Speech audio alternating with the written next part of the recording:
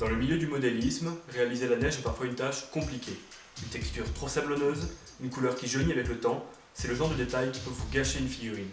C'est pourquoi j'ai décidé de vous donner ma technique pour réaliser la neige. Ce n'est pas la meilleure, ce n'est pas la plus jolie que vous pourriez trouver, mais elle a le mérite de tenir dans le temps et d'être très simple à réaliser. Voici donc ma technique pour réaliser la neige. Shit.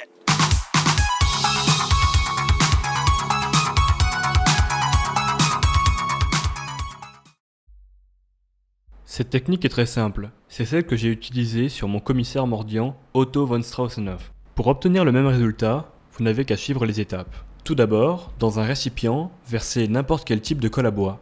Ajoutez-y ensuite de la peinture acrylique blanche, peu importe la provenance. Enfin, versez-y du sable blanc, ici du sable Army Painter. Si vous ne disposez pas de sable blanc, vous n'avez qu'à rajouter plus de peinture acrylique blanche, celle-ci teintera votre sable. Ensuite, homogénéisez bien l'ensemble.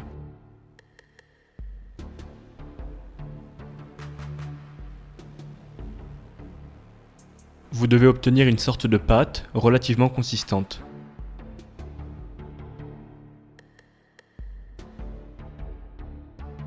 Vous n'avez ensuite qu'à l'appliquer sur votre socle préalablement texturé.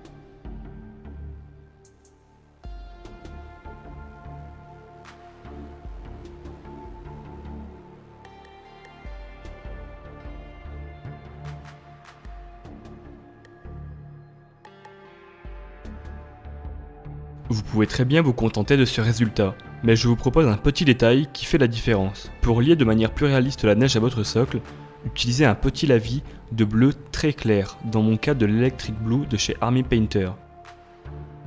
Ainsi, vous obtiendrez des reflets bleutés caractéristiques des montes gelées.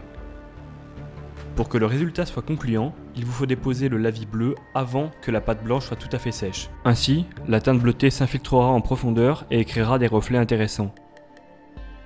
Disposez votre lavis sur les pourtours des plaques de neige. Évitez les zones centrales qui doivent rester le plus blanc possible.